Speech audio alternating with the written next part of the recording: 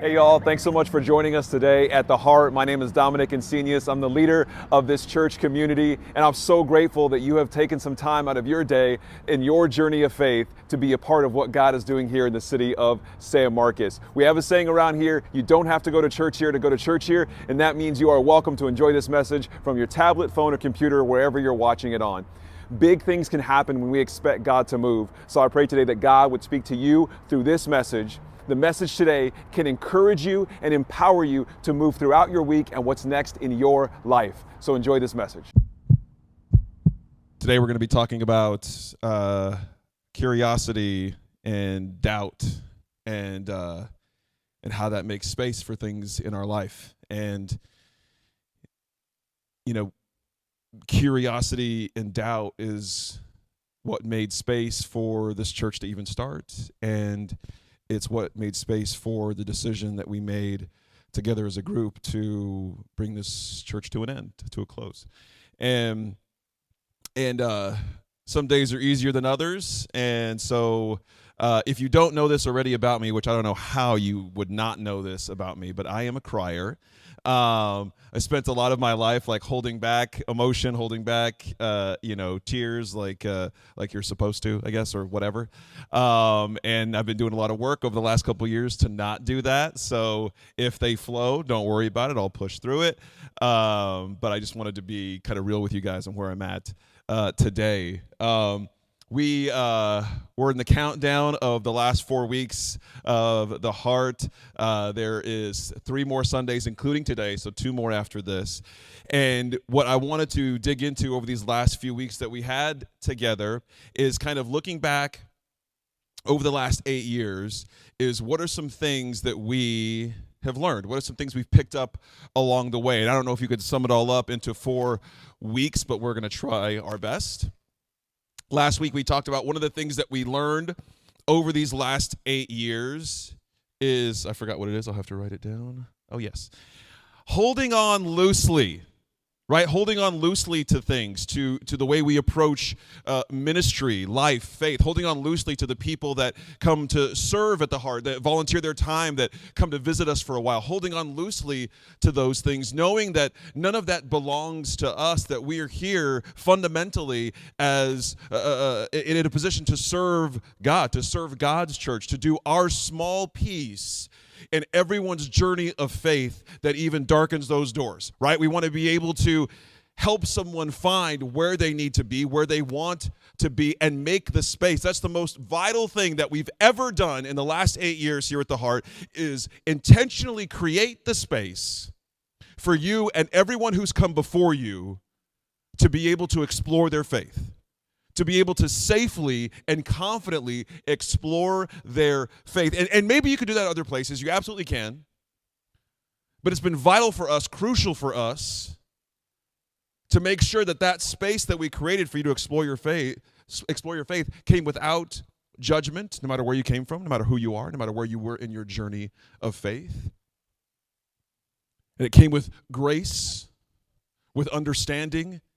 And what we're going to talk about today is with curiosity.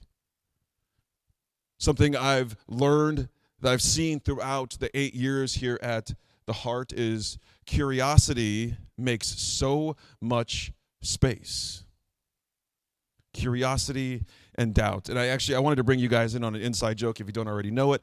The name of this message is, like curiosity ever killed anybody? And it did kill the cat, but don't worry about that. Does anybody even say that anymore? That's such an old phrase.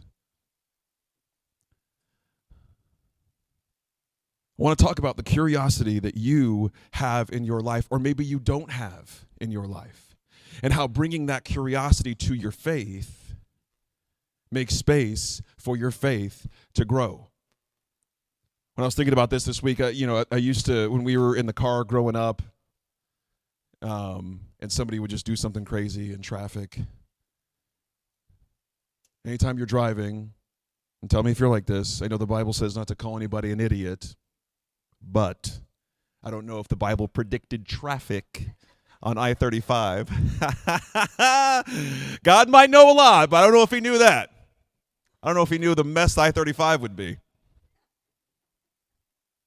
So you're driving in traffic and somebody makes some move and cuts you off, or they're flying past you or whatever, and you think, wow, what an idiot. And I can remember this. This is seared in my brain. When that would happen when I was a kid, I would, say something, or somebody in the car would say something, and my mom, she would always say, well, you don't know what's going on with them. They might be in a rush to get to, the hospital, or there might be something going on with them. And I'd be like, yeah, right, people are idiots, obviously.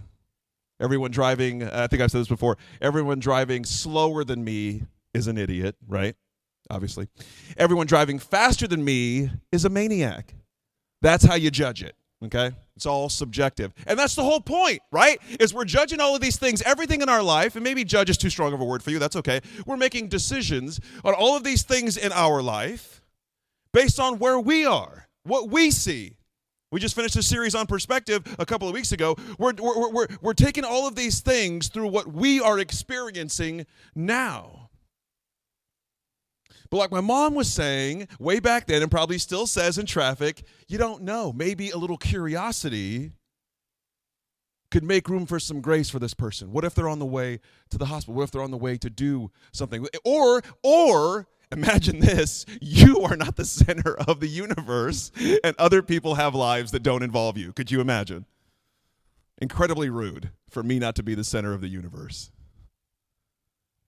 And so I wonder what this kind of curiosity, if we're brave enough to bring to our faith, can do for us.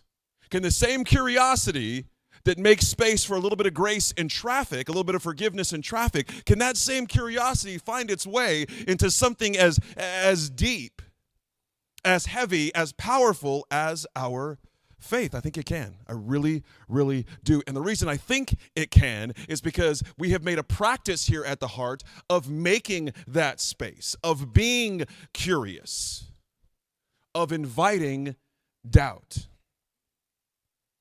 I remember when I first started going to a church, church kind of like this, non-denominational Christian church, right?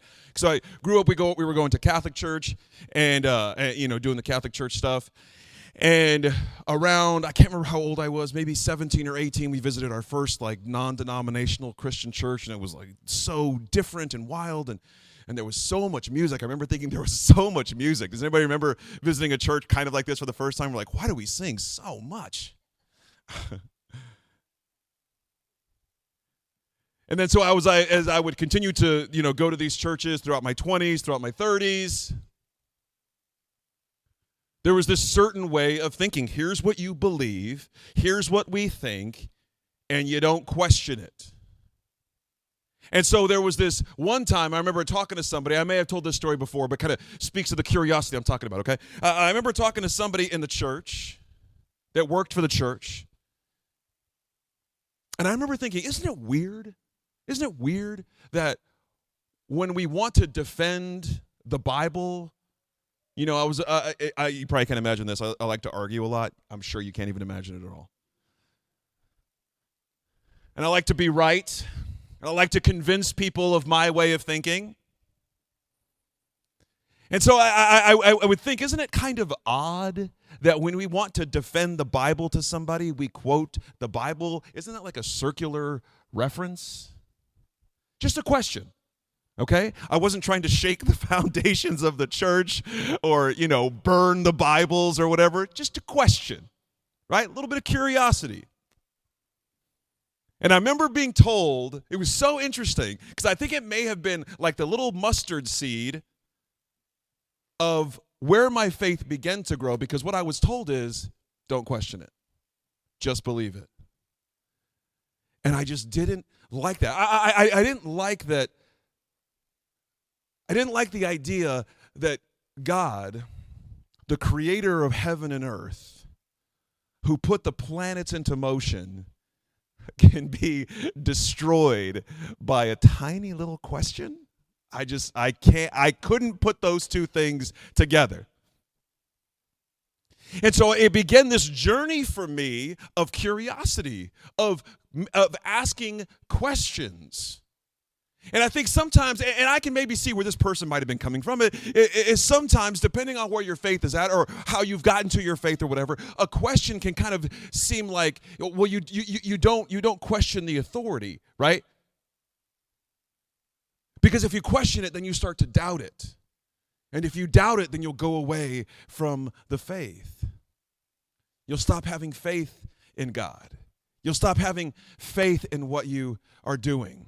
You'll stop believing in what you have. And I can tell you from personal experience that the more questions I have asked and the more doubt that I have invited in, my faith has not grown weaker. My faith has grown stronger.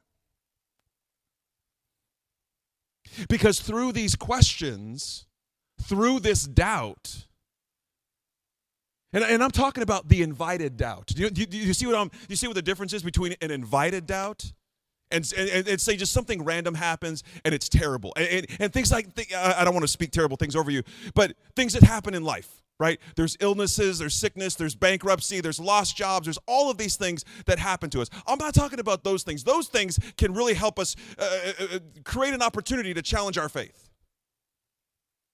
And those things, we don't want them to happen, but if those things happen to us, we can use those as opportunities to grow our faith, to expand our faith a little bit. But that's not what I'm talking about. I'm not talking about when a battle comes your way to be ready for it. I'm talking about inviting the battle. I'm talking about going to peck a fate. That's Braveheart. It's terrible, but it is. I can't do a Scottish accent. Obviously. I'm talking about inviting the doubt.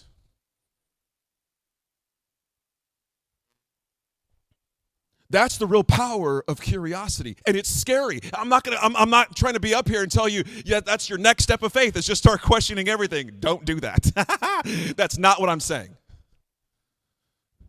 I'm saying when the doubt is there, explore it. Be curious about it. Let it grow your faith.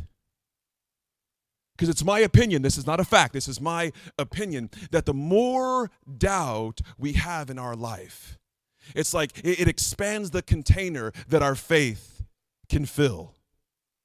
You know what I'm saying? So if we have faith for everything and nothing is ever wrong and we're always filled with faith, how can our faith ever grow? It's my opinion that our faith grows when we don't run away from doubt. I think if maybe you're honest with yourself, and maybe this might not be true, and that's okay,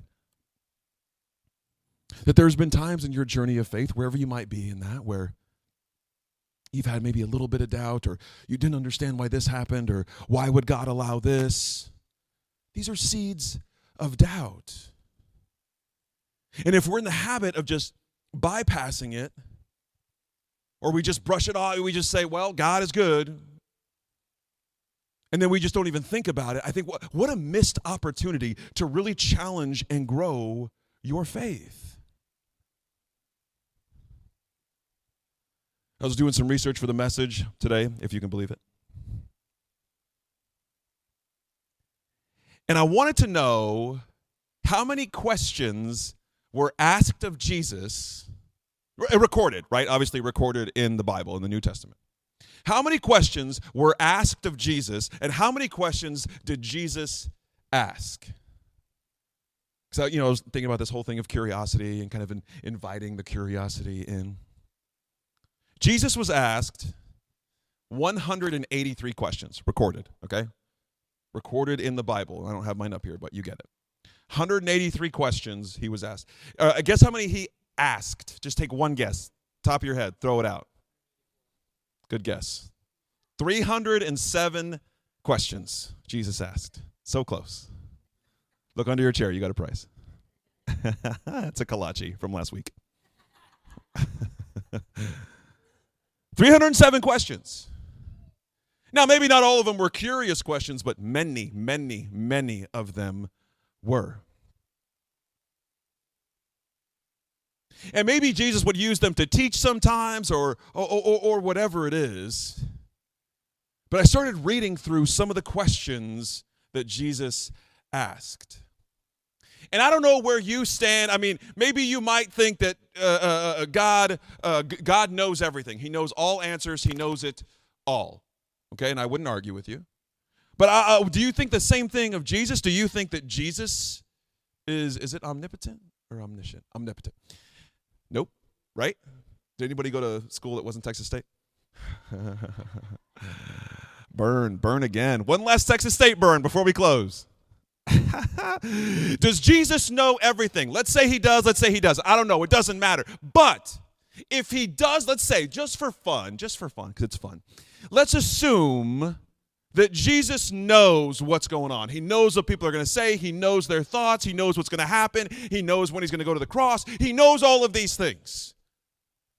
It makes me wonder, if he knows so much, why, oh why, does he ask so many questions? If he knows, why does he ask?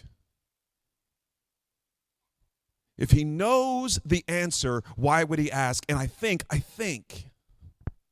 maybe it's to make space for curiosity.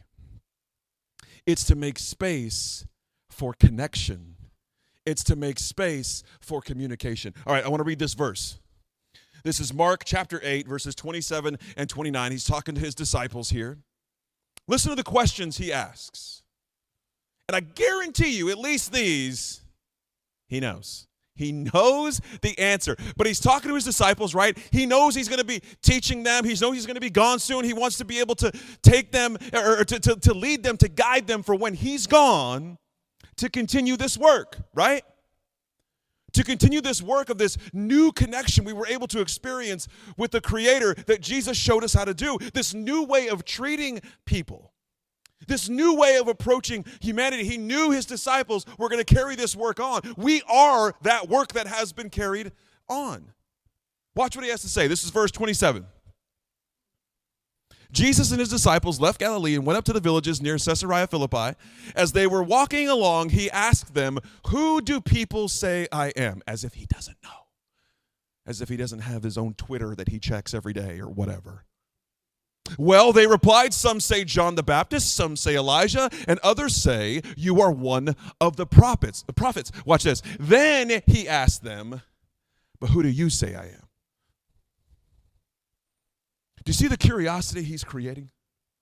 You see the connection he's creating with the people that he loves and cares about and that support him and that he supports? Do you see what he's doing there? He probably knows the answer, but he is inviting a dialogue. He is inviting a connection. He says, "Who do people say I am?" Well, here's all the answers. Here's all the things. Here's all the rumors. Okay, but now, when people ask you, "Who do you say that I am?"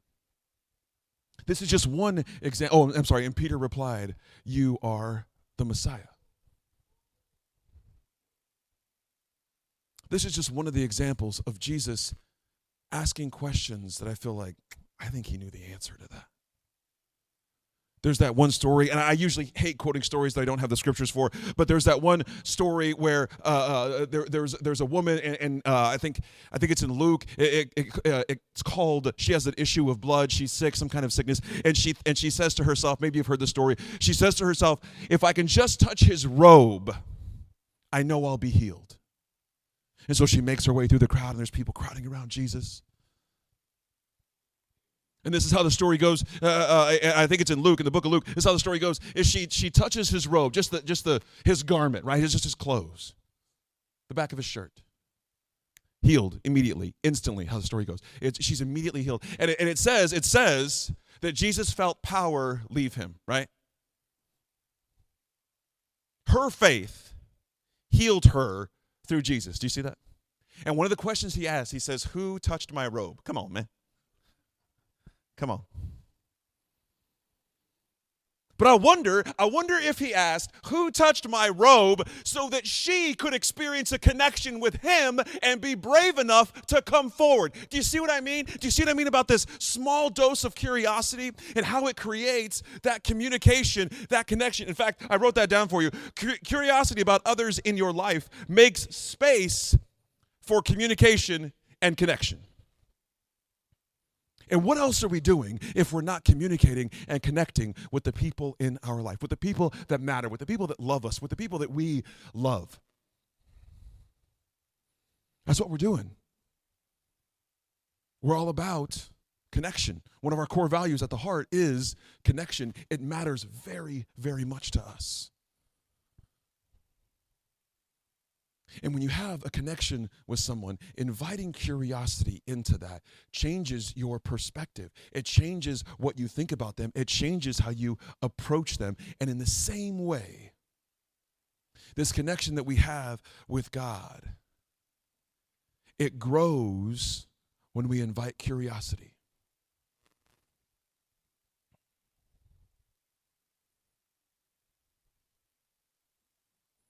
And I know I've talked about this before, but there's sometimes 6 minutes. Be a little longer.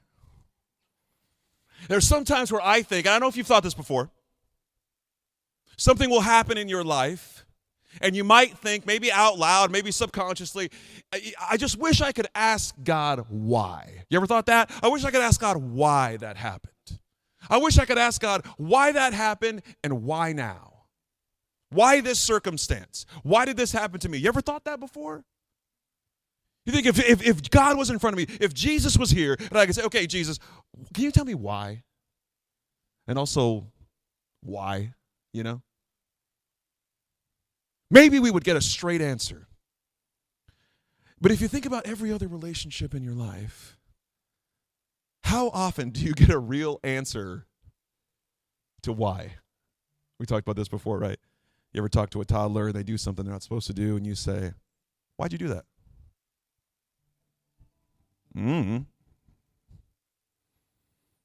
Something happens, you're in an argument with somebody. Why'd you say that? Well, I don't know. I don't know why I said that. I don't know why I did that. Now, I'm not saying God is full of I don't knows. I'm just saying maybe. Sometimes the question of why isn't the question that helps grow our faith.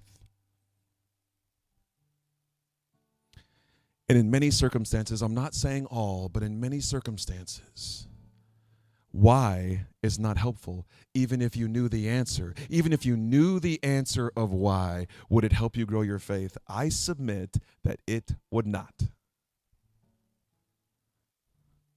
I wrote this down for you too. Asking questions and seeking answers can lead to a deeper understanding of your faith. But this is where you're super empowered to let it. This is where you're empowered to let it deepen your faith.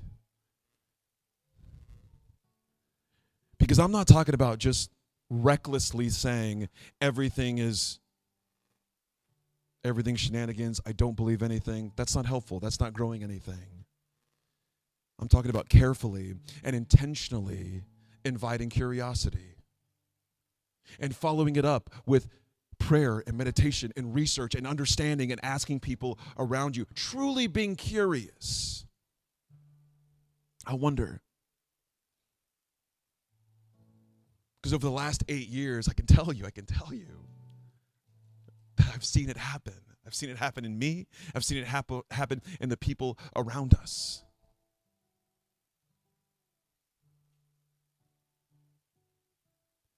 And I so very rarely tell people what they should do or what they should think or how they should act. But I feel like I try to what I've learned over the last 8 years is to invite people to be curious. One last thing I wrote down for you is this: the less you are afraid of doubt and curiosity, the more space your faith has a chance to grow. You can't be afraid of it. Well, you can. But if one of your goals is to grow your faith, this might be one of the ways that you can grow it, is to invite curiosity. invite a little bit of doubt. Watch how big God is. Watch how big God is compared to a little bit of doubt. I think you might be surprised how big he is. How much God has moved and done over the course of humanity. Because no matter how many doubts you have, there have probably been people who have doubted more, and God continues to move. God continues to speak. God continues to heal. God continues to transform, even in the midst of our doubt, even in the midst of what we do or do not do. Even as we bring the heart to a close, God will continue to move, continue to heal, continue to restore, continue to redeem. So don't be afraid. Don't be afraid of a little curiosity. Don't be afraid of a little bit of doubt. Let God move in you and through you with the doubt, with the curiosity. That's what I've seen. That's what I've seen in the last 8 years. That's what we've learned in the last 8 years. How much curiosity bridges a connection, creates a connection, even when there's not one. It might sound a little bit silly, and I've told this story before, and I'll tell it quickly, okay? Going back to this traffic, where my mom would say, well, you don't know what they're experiencing. So I was driving one time, and I was, a young, I was maybe 18, 19, and I was leaving, maybe 17 or 18. I was in high school, and I'm gonna tell the story quickly, and I get all these details. Hold on, let's get the story right. Anyway, I'm driving, okay. And there's this guy he flies past me. And for whatever reason, I'm feeling like a little bit of not a jerk quite, but you know what I mean. And I'm going to catch up with this guy. And I'm going to pass him for whatever reason. So I'm flying up to him, or we were going like 80, 85, 90 miles an hour. And I flash my lights so he can get over, right? So I flash my lights, and then he gets over. And I go past him, and then I slow down. I'm not proud of it. I'm just telling you a story. So then I slow down, and then he flashes his lights, and then I move over. I'm like, this is fun. This is a fun game. And you know what's wild is while I was doing this, I had the thought that my mom had put in our heads all those years ago of what if he's what if he's in a rush to get somewhere? And all of a sudden, I can still remember his face in my brain. And he didn't look like he was having fun. He wasn't playing the same game I was. And so I got out of his way and I slowed down, and I think about that guy probably twice a year. Who knows? He was probably in a hurry to go somewhere. He obviously was. And a little bit, just a tiny little thing of curiosity. That guy still affects me today. So I wonder what that small amount of curiosity can do for your faith, for your relationships, for your growth. If you could, I want you to close your eyes and bow your heads for a moment. I just want to pray with you today. God, we're so grateful to be here, to be with each other. God, I pray that the curiosity that we have, the doubts that will come into our mind and come into our heart and come into our faith, God, that you are bigger than those. That the faith that you have given us, that you have empowered us with, can carry us through those, in the middle of those, that we don't have to go around them, we don't have to be afraid of them, we don't have to ignore them. We can face those doubts, face that curiosity with you, with the people around us. We thank you for what you've done here, for what you're doing in us, and for what you will continue to do. We love you, and we pray that in your name.